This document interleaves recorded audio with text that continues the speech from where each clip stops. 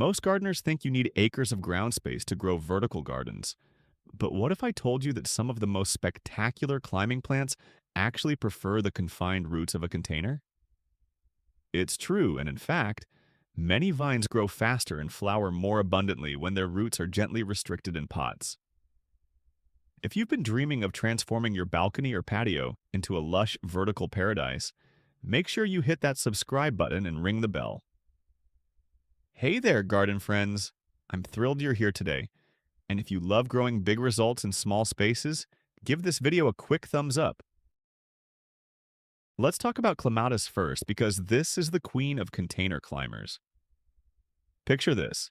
It's late spring and your patio is already exploding with dinner plate-sized flowers in deep purples, vibrant pinks, or pure white cascading down a trellis. Clematis absolutely thrives in pots, especially compact varieties like Jasmine or Nelly Moser. These plants love having cool roots and warm tops, so when you mulch the surface of your pot with wood chips, you're creating perfect conditions. Use a container at least 16 inches deep with excellent drainage, fill it with rich potting mix that has compost worked in, and place your trellis right in the pot from day one because clematis roots hate being disturbed. Water deeply, but let the top inch dry between waterings because soggy roots will kill clematis fast. In hot summer regions, you might need daily watering, but in cooler areas, every few days works. Feed with balanced fertilizer every few weeks during growing season, and prune according to your varieties group because some bloom on old wood and some on new. The cool thing about clematis in containers is you control soil quality and drainage perfectly. Have you ever grown clematis, or would this be your first time trying this stunning climber? Now let's shift to something edible that climbs with enthusiasm, and that's pole beans. Imagine stepping onto your balcony on a warm July morning and plucking handfuls of tender beans that taste like summer itself. Pole beans like Kentucky Wonder or Blue Lake are absolute champions in large pots, growing 6 to 8 feet tall and producing heavily for months if you keep harvesting.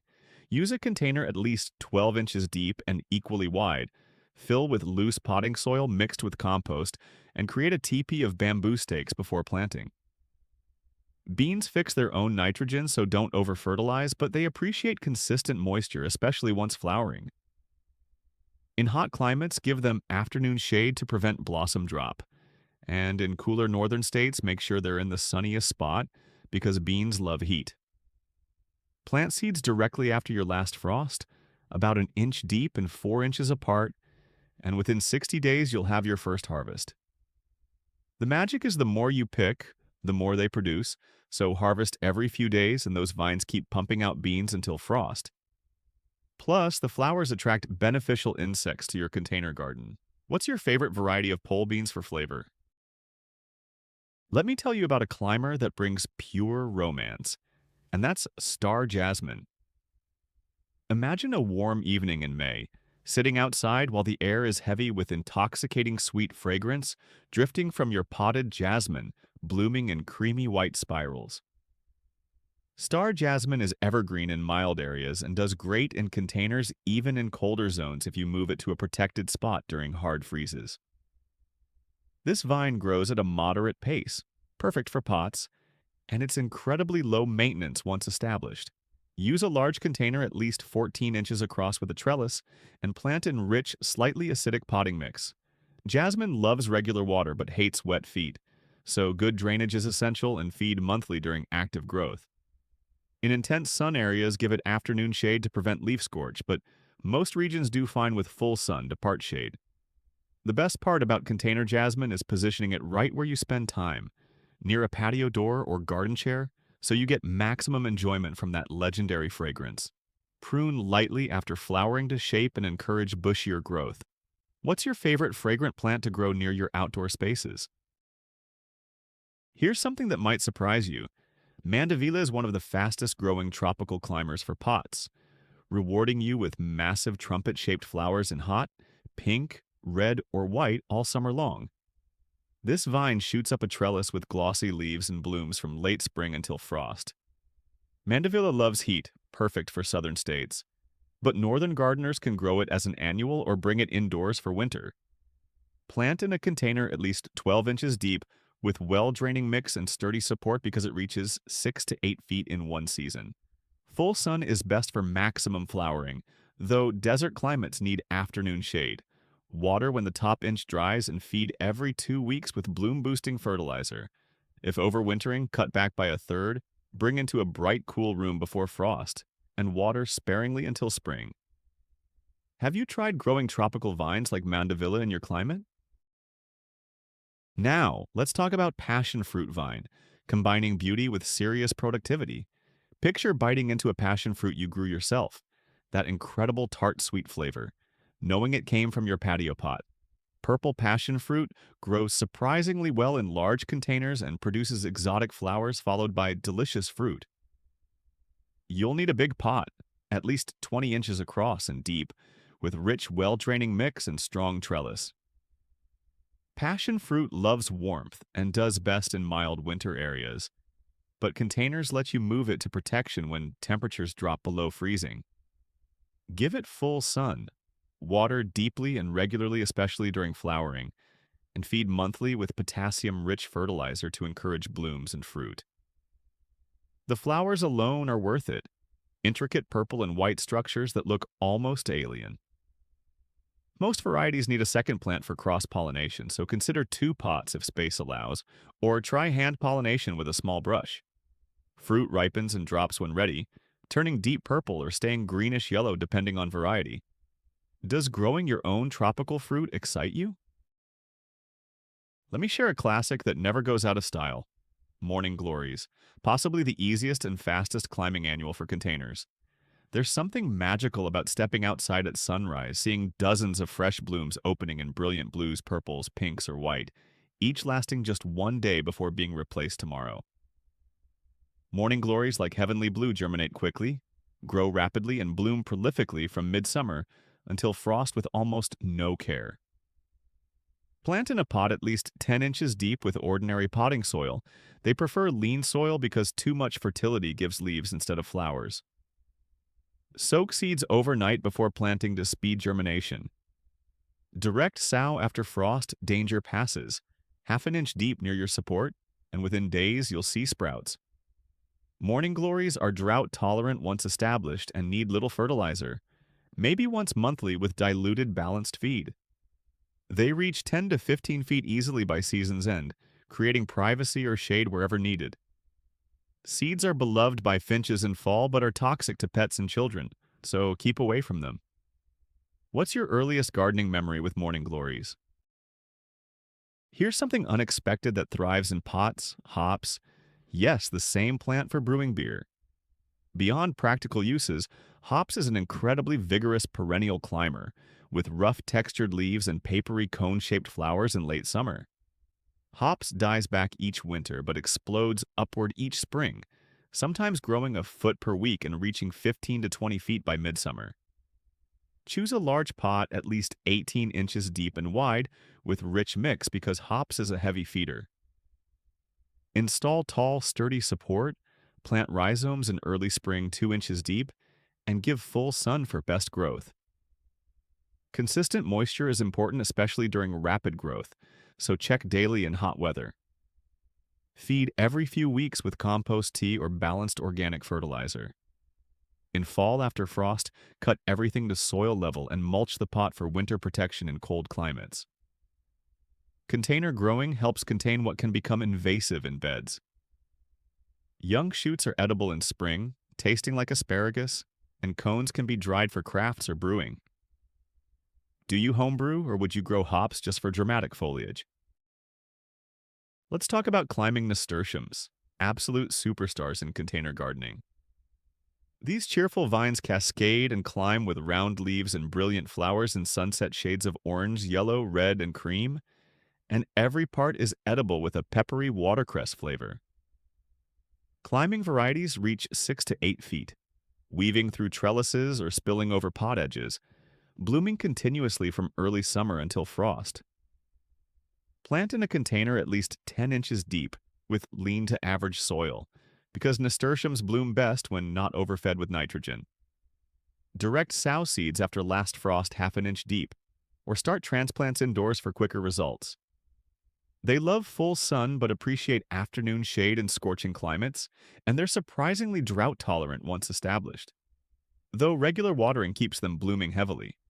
Nasturtiums attract aphids away from other plants as trap crops, so just spray bugs off with water. The flowers are gorgeous in salads, leaves add spice to sandwiches, and green seed pods can be pickled as caper substitute. They reseed enthusiastically too. What's your favorite edible flower to grow? Now here's a mythbuster. Not all fast-growing climbers are annuals, and bougainvillea proves it spectacularly. In mild winter regions, bougainvillea explodes with color, but even in colder climates you can grow it in containers and bring it indoors for winter.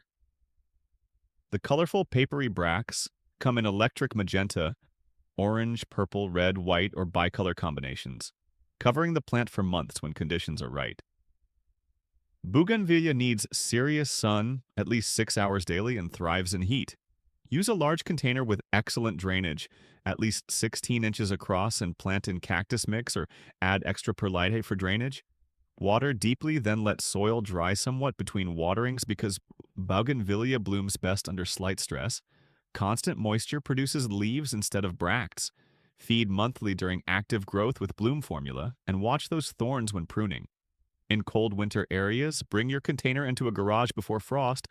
Let it go dormant with minimal water, then move back outside after frost danger passes in spring. Does overwintering tropical plants sound like a fun challenge?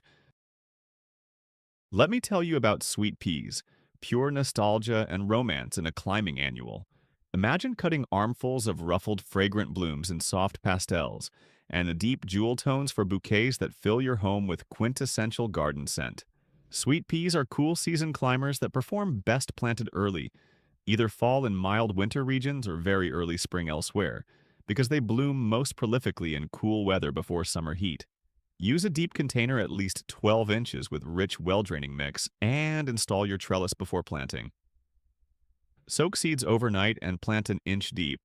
Then pinch seedlings at 4 inches tall to encourage bushier growth and more flowering stems.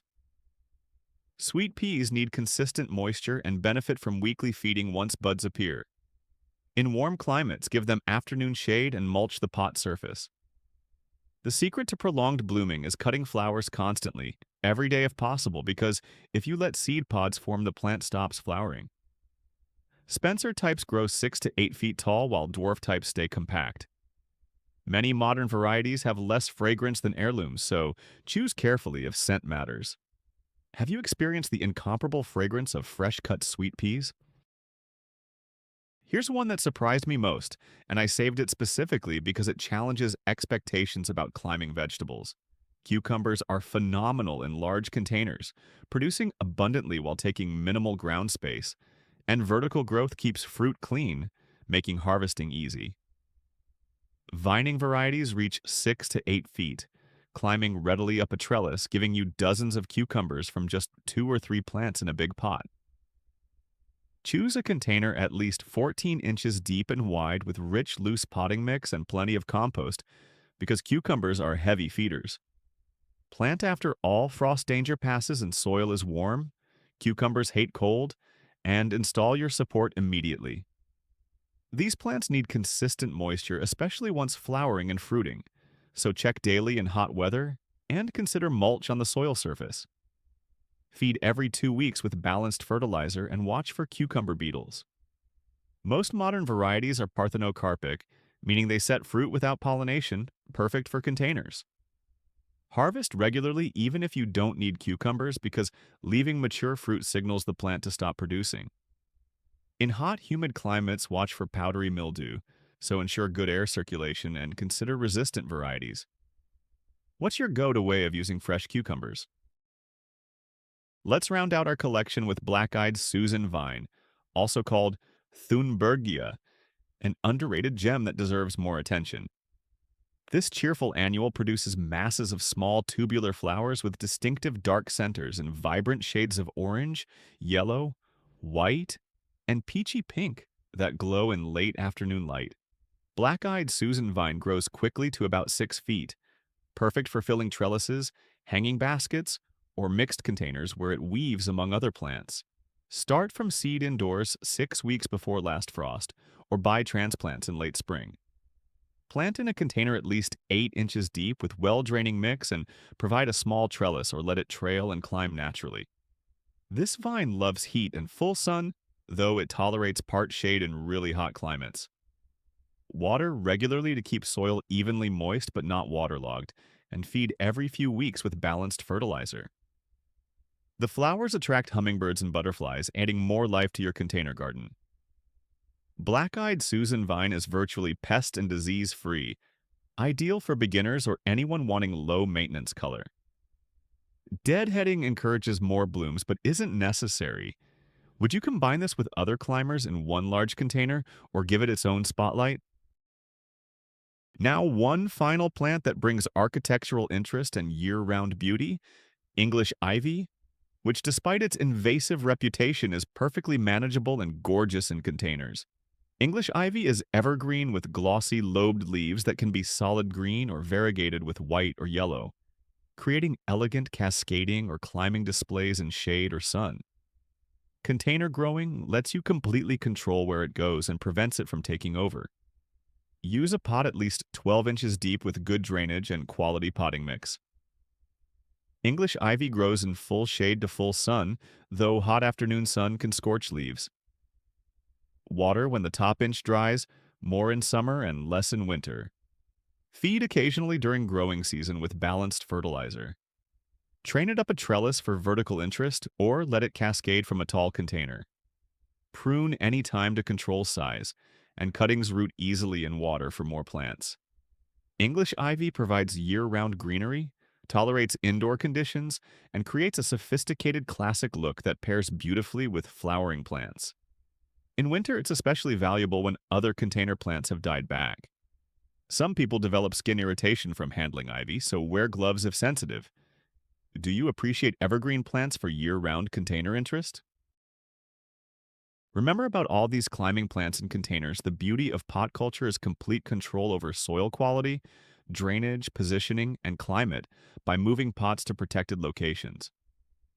You can grow plants that struggle in your native soil, create vertical gardens where there's no ground, and experiment with borderline hardy plants by providing winter protection.